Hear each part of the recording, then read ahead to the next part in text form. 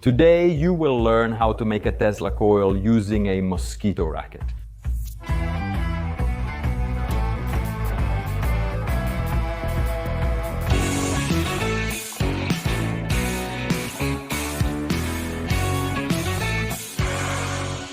This experiment is for those of you who always complain that you can't do anything manual Mundo teaches because you need Himalayan rhinoceros horn powder and all that, right? So let's do something really easy but with a very cool result. We're going to make a Tesla coil using just one of those rackets you buy at the traffic light to hunt mosquitoes.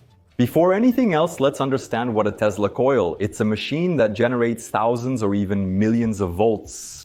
Basically, it's a lightning-making machine.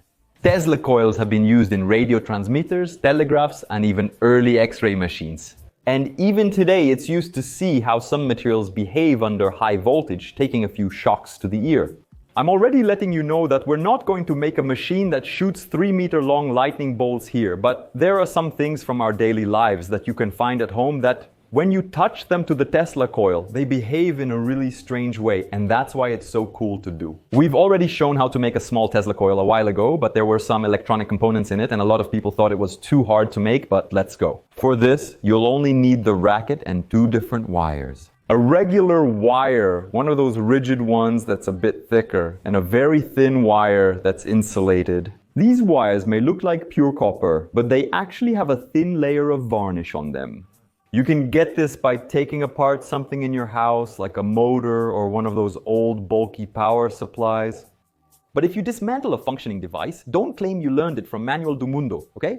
The first thing you need to do is take the thin wire and wrap it around a cylinder. This cylinder can be a polyvinyl chloride pipe, which we used here, a 1-inch polyvinyl chloride pipe, but it can also be a paper tube, a broomstick, anything like that you can find at home. Here we used 11 centimeters of wire wrapped around.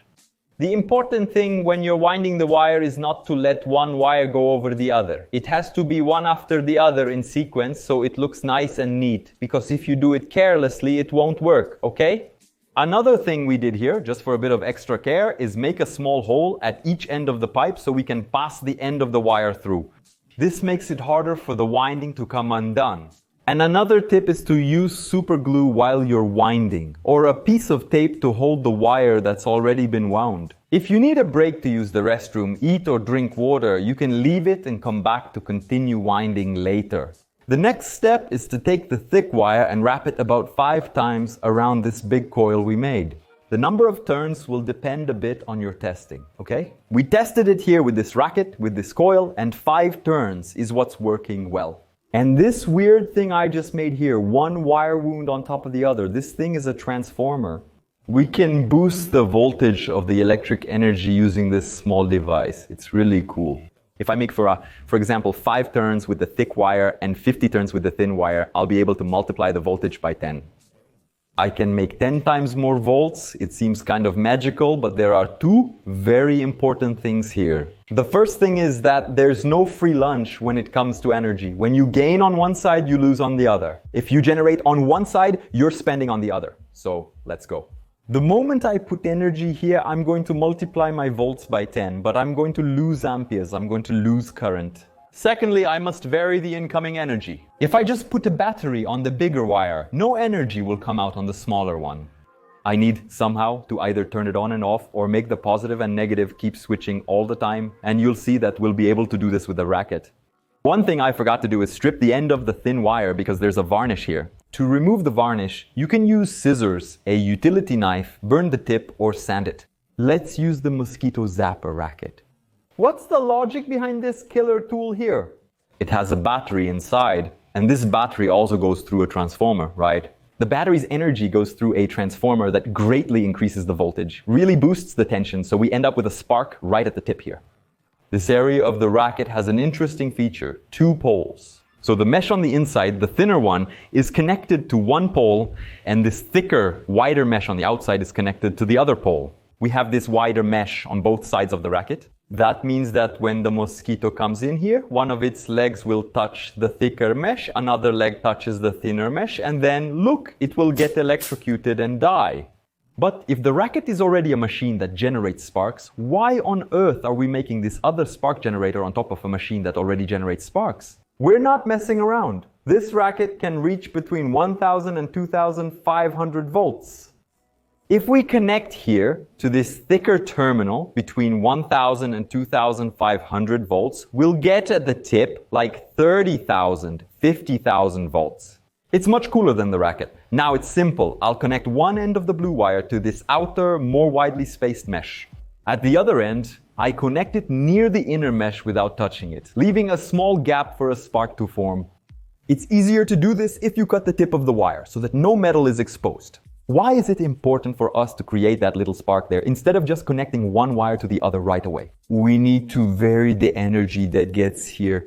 If it sparks, right? If it keeps sparking, I'll send energy, then I won't send it anymore. Send a bit of energy, then I stop. Send energy, then I stop. Send energy, then I stop. And this variation is what makes the transformer work. Another cool thing is that if it sparks, we have a capacitor inside the racket. The capacitor stores energy. It charges, then it discharges all at once when it sparks. So we can send a lot of energy at the moment it's sparking. That's it. The thing is ready. It's supposed to work. But you know that in theory, when completing it always gives you butterflies in your stomach. So theoretically, if I press the button here, the racket will start discharging energy into our transformer. And if I take the two thin wires and put them close to each other, a spark will jump between them. And this spark isn't that small. It's at least about a centimeter here. Let's see.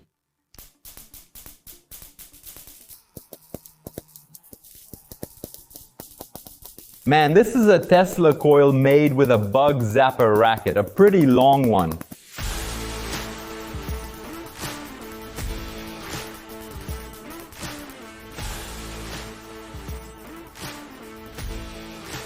But wait, there are several cool things we can test here. One important thing, this is already the Tesla coil working, okay? If you want to do this at home, when you get to this point, you already have the Tesla coil. If you want to take it to school as a science fair presentation, but if you can take apart the racket, you can make something a bit more robust here, something a bit more reliable that won't fall apart if you handle it. Before taking apart the racket, it's important to discharge it to avoid getting shocked when opening it up. This will make the process safer and more robust. What you need to do is simply put a screwdriver or something metallic here to short it out and release the spark. It's good if it's something metallic that has some protection, like a screwdriver with a rubber handle. You won't get shocked. Now we can open it. Here's a tip you'll want to give a thumbs up for in this video. I can't get the screw out from inside because it's already completely loose, but it's still inside the hole. What should I do? I put a magnet here on the Phillips screwdriver and then look, I can fish the screw out really easily. Look at the little thing inside. Here's the battery and the circuit with the transformer. What's important are the terminals where the wires connecting to the racket are attached. We won't be using the racket portion. What we need to do is connect new wires to these terminals. You can see there's a red one here, which goes to the middle of the racket, and these two blue ones that go to that little screen on the outside. Since we tested the experiment before doing it, we already have a racket here where we removed those wires and soldered two thicker wires back on, and they're going to lead to that end, to that transformer. All right, let's close the racket then, and after that, I'll connect one of the wires directly to the transformer over there. There's no secret to it. We already have a problem with the second wire. Remember that we need to make a spark, that we need that spark jumping, and that's why I didn't connect the second wire to the racket's net. Now we need to do the same thing without the racket net. We could simply attach one wire in front of the other, leaving a tiny gap, and the spark would jump there. The problem is that it's nice for us to control that distance a bit, and for that we created this ultra-technological thing, which is a spark gap. There are two screws in a soda bottle cap, and by turning the screw, you can make one get closer to or farther from the other. So now we're going to attach the wires to the screw, one wire that's coming from the racket and another wire that's going to the transformer. Now, I would just need to attach the transformer here at the end of the racket handle, but the project doesn't look that great, right? It's messy with wires hanging everywhere. I should cut and splice them to make it look nicer. So, to start with, I'm going to attach the transformer here at the end of the racket handle using just a piece of tape. Then I'll cut the wires and leave them at the ideal length. It's good to position the spark gap in a way that we can see the spark coming out, so if any adjustment is needed, I can fix it. And this thin little wire, it should be left over like this because it might be useful in the future. Let's be honest, huh? Forget Tesla, forget SpaceX, forget all that. Look at how beautiful this turned out. It's time for some fun. What's cool for us to zap with this Tesla coil? It's cool for us to shoot the lightning into things that have a bit of vacuum, that have a partial vacuum. In our daily lives, there are some things that have a partial vacuum that you might not know about, like light bulbs. The incandescent light bulb has a tungsten filament inside, which is where it lights up. If you had air inside here, it would catch fire and the tungsten would melt. So inside it, there's very little gas, and it's usually argon. So we get a completely different effect when we give it a shock here. The rays are different, they get bigger. In the fluorescent lamp, something similar will also happen. It needs different gases inside to light up. We also have neon lamps here. I couldn't get one of those big neon signs, but these are very small lamps, and there's a plasma globe which works on the same principle. It has a partial vacuum with argon and neon inside.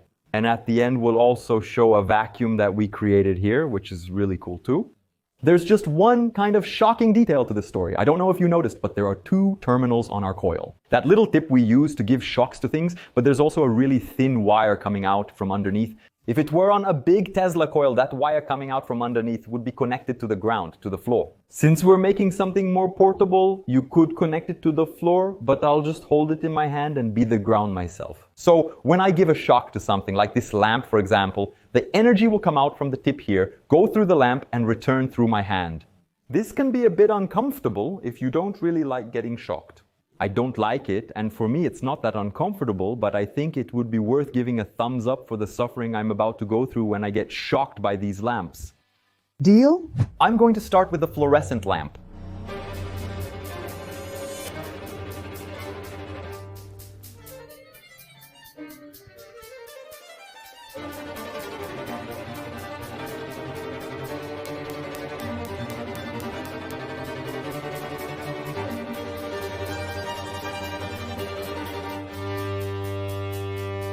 Let's test the mini neon lamp.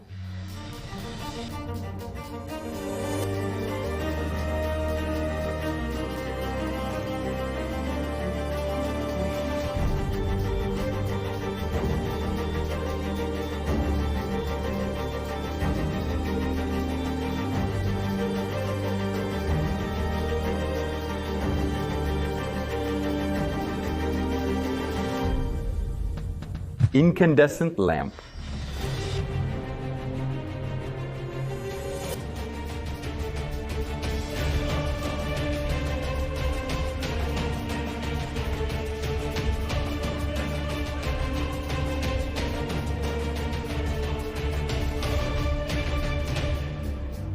The plasma globe.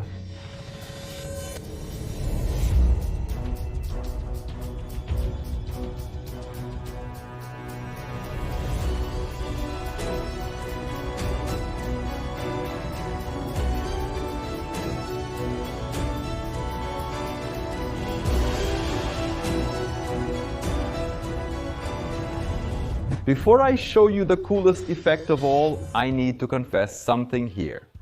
You know that on Manual do Mundo, we don't make fake videos, we don't lie to you. If something goes wrong, we say it goes wrong. If something is hard, we say it's hard. All those beautiful images you saw, electric show actually happened with our racket. By the way, personally, it's actually much more beautiful because the camera can't capture it very well. The camera sensor can't keep up with the lightning because it's so fast. So sometimes you might notice that the image kind of stutters there, but that's not the problem. What happens is that we found out that after a while of using the racket, especially if you use it a lot like we did here, the racket burns out, it stops sparking, the spark gets really weak, and then that thing doesn't happen anymore. It just makes a little sound. And then you even have to bring the sparker closer for it to keep working, and it's not as cool anymore. So, at this point in the video, we've already managed to burn out 3 rackets, and we're using the 4th one, which is already starting to fail. So if you're going to do this at home, it works, it looks cool, it's that whole show you saw, but you run the risk of losing your racket, especially if you keep shooting sparks everywhere like we did. Let's move on to the last experiment, our homemade vacuum. It's going to be a perfect vacuum, right? In practice, a perfect vacuum doesn't exist. We will make a partial vacuum in a syringe. So I put a nail here at the tip, sealed it with hot glue, it's all very well sealed. The moment I pull the syringe, I start making the air inside very thin. If I give a little shock at the tip while I'm pulling the syringe, the spark inside is different. It gets much bigger than what we could get in a normal environment. And then it will look like the syringe is pulling the spark, and that's really beautiful. Take a look.